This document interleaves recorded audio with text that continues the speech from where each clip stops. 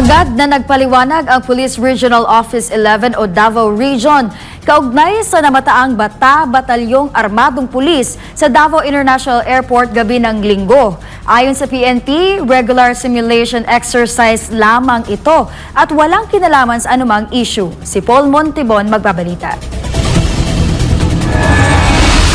Nagsasagawa lang daw ng regular simulation exercises ang batalyong pulis na namataan sa Davao International Airport. Ayon sa pahayag ng Pro 11, wala daw itong kinalaman sa anumang issue. Hinala kasi ng karamihan, bahagi ito ng paghahanda ng mga kapulisan sa di umano'y nakatakdang pag-aresto laban kay dating Pangulong Rodrigo Duterte mula sa International Criminal Court. Pero giit ng Pro 11, regular operation response lang daw iyon para sa mga pulis na naka-assign sa Davao Airport. Nauna nang lumabas ang maraming report na nagpalabas raw ng arrest warrant ang ICC laban kay dating Pangulong Duterte bagamat wala pang kumpirmasyon ukol rito. Sa kabilang banda, sinabi ni PNP Chief PIO sa Campo Crame, Colonel Randolph Tuanyo, na nakahanda ang buong hanay ng kapulisan sa posibleng pag-aresto sa dating Pangulo kung kinakailangan. Ang nasabing arrest warrant ng ICC ay matagal nang umuugong na maisisilbi ito bago pa matapos ang taong 2024. Pero hanggang ngayon, wala pang lumalabas na kautusan sa pag-aresto. Nauna na rin sinabi ni dating Pangulong Duterte na lahat ng kanyang ginawa ay hindi para sa kanyang sarili, kundi para sa mamamayang Pilipino, para maging maayos, tahimik at mapayapa ang dati niyang administrasyon. Tumatak na nga sa lahat ng mga Pilipino ang matapang na kampanya ni Duterte kontra iligal na droga, kriminalidad, pagkastigo sa mga abusadong mga pulis at tiwaling politiko.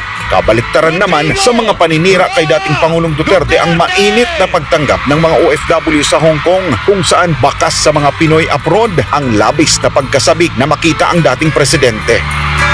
Duterte! Duterte! Duterte! Duterte! Duterte! Duterte! Isa itong pasasalamat na inorganisa ng mga OFW sa Hong Kong para bigyang pugay ang mga nagawa ng dating Pangulo para sa mga Pilipino, partikular na ang pagmamahal at pagpapahalaga niya sa mga manggagawang Pilipino sa ibayong dagat. Para sa Diyos at sa Pilipinas kung mahal, nag-uulat Paul Montibon, SMNI News.